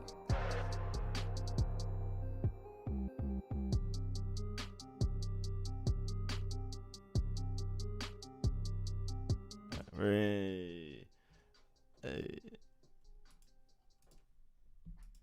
Let's go. All right. So, to bring us out on our Feel Good Fellas Friday. Also, if you are in the chat right now, all you have to do is say Fellas Friday. Just type out Fellas Friday in that chat. We'll give you a free week of VIP. That's all you have to do. Anyways, before we go, I wanted to talk about a funny story to bring us into the weekend. If anyone missed it, a little happy stuff before we go. No talking bets. We'll just talk a little bit of entertainment. Chris Long absolutely trolled the shit out of Mark Ingram yesterday. It was hysterical. Now, I don't know the whole story. I didn't read that far into it. But the now Houston Texans running back, Mark Ingram, who was the former Saints Baltimore Ravens. He's also on the Texans now? Yes, he's on the Texans. Okay, so they have Phillip Lindsay, yes, David Johnson, and okay. They have 18 starting running backs. Okay, go ahead. Just making sure. Which is good because they're not gonna have a quarterback after. Well, the difference. Allegedly. It's supposed to be Friday. We're supposed to be having fun. Yeah, sorry, entertainment, feel good stuff. All right, that was not feel good. I'm sorry. So, anyways, apparently Mark Ingram was waiting for his baggage stuff at an airport. Didn't enjoy the service he got, so he tweets at United Airlines, which, dude, you're rich, you're an NFL player. Why are you flying United Airlines in the first place? That's a terrible airline. Everyone knows it. Anyways, dumb decision on his part, first of all. Hey, United, Mark, this is what Ingram tweets. Hey, United, y'all just gonna not put my checked luggage on the plane? I have appearances and events, and now I have no clothes. SMH, I tried y'all out, and I'm gonna try to avoid it from here on. Trash. Garbage. Chris Long, for some reason, I don't know. Chris Long is a funny dude. Like he's a funny dude. He's always been a funny character in the NFL. Now he goes to that tweet quote tweets it and says, "You're rich, buy clothes." You're rich, period, buy clothes, period. Like, totally unnecessary. Well. And with the name United Airlines and the United Airlines logo. Oh, that's right. I didn't see it because he changed. Yeah, because he changed it back after him. But so okay, and he's verified. So you have verified United Airlines, and it goes, "You're rich, buy clothes," and everyone's replying to it. The trash response. Come on, take care of the guy. Oh, you've got to be kidding me. I'm not rich, but I'm never flying with you guys. I thought. Yeah, it wasn't United Airlines. It's Chris Long. So it's Chris Long, and Mark, I feel like probably didn't figure it out at first. I mean, he responded 3 minutes later, so maybe he did. And Mark Ingram takes it well enough because he could have probably went off on United Airlines. Yeah, I'm pretty sure he knew. He figures out it's Chris, and he goes, "You're rich, Chris. How about you buy my clothes?" Yeah. And Chris like laughs back. I love when players take shots at each other like that, especially players that I don't think they've even played together. Have you? No, I don't think so. And then United Airlines tweets. Yeah, they come back in that night. United Blue looks good on you, Chris. It's still Chris, right? P.S. We've reached out to Mark so we can get his bag to him. Chris, thought I was getting banned. Love an airline with a sense of humor. Yeah, and Mark did get his clothes. Yep, and he good for Mark Ingram. He took it back. Okay, I give credit where credit is due, United. I called y'all out and you answered the challenge above and beyond. I appreciate the hospitality and execution of delivering my bag to me quickly. And by the way, I'm flying the friendly skies with United tomorrow. So everything's resolved. Act as United now, Joel. So everything's resolved, but I love when players do shit like that on social media where they take it like, they can take shots, and especially when a player doesn't fucking freak out. Because I feel like a lot of these NFL guys, or just a lot of athletes in general, are emotional and can't take heat when they get it. But good for this. That's a funny story. You're rich. That's a funny story. Clothes. Yeah, but yeah, you're right. Texans running backs. Holy shit. There's so many. I'm just gonna Google real quick. Houston Texans running back chart. The depth chart. Because it is ridiculous. Well, they still have Randall Cobb too. Do they? Running back. David Johnson for one, right? Oh my god. So David Johnson is listed as the number 1. Mark Ingram is listed as the number 2. Philip Lindsay is listed as number 3. Buddy Howell is 4. I think that's the rookie that came out of. Maybe not. Maybe that's not the rookie. Anyways, then you have Scotty Phillips, who I don't know who that is. And then backing him up is Dontrell Hillard, the Cleveland Cunningham. Oh, yeah. So they have 6 running backs on their depth chart, 3 of which have been starters before, and another one which has played backup. Buddy Howell has played. Oh, he was from Miami. 3 years in the league. He went to FAU. And he came from Miami, I believe. Yeah, weird. Don't know what they're doing here. I don't understand it. I don't think anyone does. It's just, this is not going to be a good year for them. Boy, are they going to struggle. They still got Brandon Cooks. Yeah, I mean, the thing is, they're not. They shouldn't be as bad as they are. Their defense is terrible. Their defense is bad, but they're not as far out, I think, as a lot of people think. I think all the questions with Deshaun would you not help anything, because if you knew you had Deshaun Watson coming in this year, it's like, okay, you never know what you can pull out if you have that quarterback. Excuse me, you never know what you're gonna pull out. But now you don't even know. You don't know what's going on. I guess that's why you have to have 85 running backs on your roster. I mean, I guess. Didn't Philip Lindsay play quarterback at one point too? Maybe he's just gonna drop back a few times. Man, that team is in trouble though. Who do they have right? Who do they even have it? Who's like behind? Tyrod. Oh, they have Tyrod Taylor. Yeah, they're fine. They'll still win a Super Bowl with Tyrod. Doesn't matter. I do Oh, miss dude, that guy. I I miss guarantee Buffalo Bills prime Tyrod. Me Tyrod too. Taylor. It was fun. I He was guarantee Tyrod is like slated to be the star. Tyrod's our guy. Tyrod's our guy. Tyrod. And then and then it's who's up third in the QB. Davis Mills, no idea. And then Ryan Finley, which is a fun one. But I guarantee you Deshaun Watson comes back like week 2 or something. He's exonerated or whatever, and then Tyrod gets sent back to the bench. Also, They had to stab him in the lung last time, man. They had to stab him in the lung. I don't want to dampen the mood on Feel Good Friday, but I did read some of the Deshaun Watson lawyer stuff. The Deshaun Watson versus the 22 woman who all have the same lawyer. I did not know that. Apparently, the women feel disrespected by the NFL in the way they've conducted their investigation. However, they did not say the same thing about the Houston Police Department, blah, blah, blah. Sure. Now, what's interesting as I kept reading this, because we all know what's been going on. Like, we all get it. It was interesting because I thought that neither side wanted to settle. I thought both sides, like, I thought Deshaun Watson's side was basically like, absolutely not. We will not settle no matter what. And I thought the woman's prosecuting side was, we're not going to settle. We want like our stuff for this. Right. But apparently that was not what has happened at all. According to Deshaun Watson's lawyers, the very first thing that the woman's lawyers did was come for a settlement. Yeah, according to Deshaun Watson's lawyer. Okay. Again, yes. Like, but also you can't really make that public and lie about it at the same time, because then they get double sued for that. So basically, so one side basically says no one has asked for a settlement, like their side won't settle, our side won't settle. And then the other side's like, oh, we're definitely not settling, we know we're in the right, but that guy's lying because he's tried to try multiple times to settle. And then that lawyer is like, no like that never happened.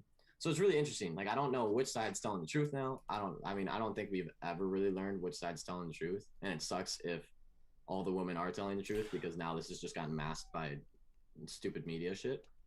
But it is interesting to be like, come out right away and be like, we're not asking for settlement. And then be like, well, you're now not asking for settlement because we said no. But before that, you tried multiple times with multiple different women to get a settlement.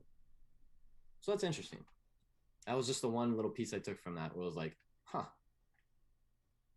why are people lying about trying to settle or not? If this is like if we're really, really concerned about what's I'm just saying, why would the women want to settle? That doesn't make sense to me. I don't know. I mean, one, it's a less long process. If the women do settle, I'm sure it gets taken like 3 years, because this thing is going to pan out for a long time. Like, this isn't going away for a while. Like, even if he gets exonerated, he won't be exonerated for the next year at least. It's probably a speed thing. And then truly, if the women don't think that they can win, if they don't think they have enough evidence or whatever it is, or if they don't think that, it's going to be possible, it's also a reason to settle. So you at least get something, kind of thing. Now, I don't know. I don't have any opinion one way or another, because I've heard a lot of shit from both sides. Okay, now hold on. I just read it. It's some lawyer. It's oh my God, ridiculous. Oh no, hold on. So it's ridiculous. So he goes, well, we have never approached Mr. Busby, who is the lawyer for the women. Yeah. He has approached us on numerous occasions in the past about the possibility of a settlement. So that doesn't mean it's just like possibility. Yeah, just approached us about the possibility. We have made clear all along that there would be no settlement unless the terms are made public and all participants are allowed to speak in their own defense at all times. So they want We want none of the participants, the plaintiffs or Mr. Watson, muzzled by a settlement agreement. Mr. Busby does not feel the same. Which to me, it kind of sounds like he was probably like lawyer talk. Yeah, it sounds like, I don't know what that means, but I don't think it means anything. Yeah. It is interesting that it sounds like they don't want the woman to have representation. They want them to come out individually, which I feel like they already have. Like, I don't know what that means is by like muzzled with the settlement. I guess once there's a settlement, you can't talk about it. Well, But I no, it think just that- depends on the conditions of it. A lot of the time, settlements will have maybe some kind of non-disclosure agreement Mm. that you sign along with it. I would assume, Interesting. especially in a higher profile case like this. All I know is at the end of this, one side is going to come out truthful and one is not, and I'm very, very Unless they intrigued settle. to see. Yeah, but they don't want to muzzle the settlement. They want everyone to speak freely. So maybe. Yeah, it's like that's why. I mean, it's like, yeah, let's make these. I don't know. Just a bad situation for whoever's in the right, and a bad situation for whoever's in the wrong too. For a different But reason. boy, 'cause they're am gonna I get excited fucked. to see what comes out of this, because this is kind of crazy. 22 counts, dude. That's no joke. That's a No, lot. and That's a they're lot. all they've And they're all all massage like therapists. they're all there. They're all. Yeah, it's a lot. But it's Feel Good Friday, so we're not talking about that anymore. We're done with that. It's Friday at noon. It's the end of week 1 fellas show. It is officially. Hey, here's a fun study that came out 26 minutes ago. Quick little survey. Ooh. Deshaun Watson is the most trolled NFL player on Twitter. Stop. I'm. What? There's no way. Let's see. According to a Deshaun survey, Watson is the most trolled player. of all, well, okay, so this was using a sentiment analysis thing Okay. where you can take, sometimes it's like a marketing tool, an event, and you can essentially take a topic, Mm-hmm. go through every tweet about the topic, and pick out whether positive or negative words are used in association. Oh, okay. Yeah. So 41.5% about Deshaun Watson tweets are negative. So that's not getting trolled. That's just It's people. not getting trolled. That's just people probably being like, "Hey, this dude is sexually assaults massage therapist for fun." Dang it, we got trolled. Yeah, I wouldn't say that's a troll. Oh, That is but- interesting that he is the highest. Do you want to know who the most positive one was? Tim Tebow. Yeah, right. Aaron Rodgers. No, close though. Aaron Jones. Oh yeah, I suppose. Everyone loved him. I feel like no one ever has a bad word. Where is he now? Where'd he end up going?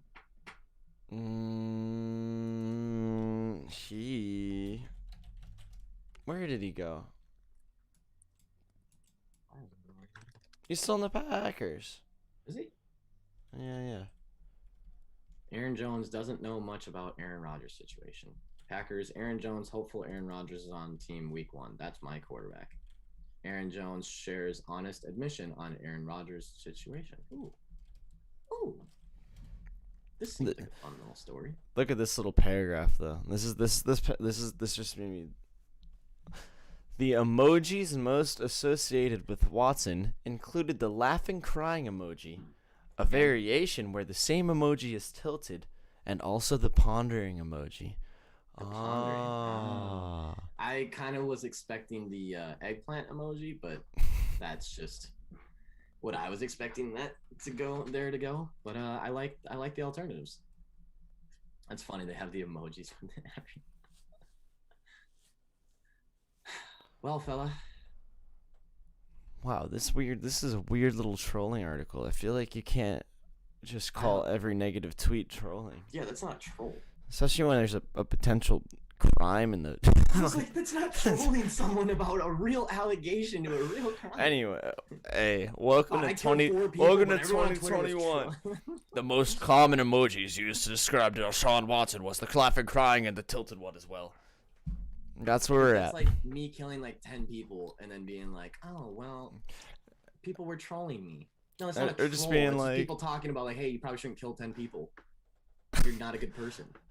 It was wrong to murder that person. Bro, you got trolled. Bro. You got trolled. Negative tweet. Oh, man.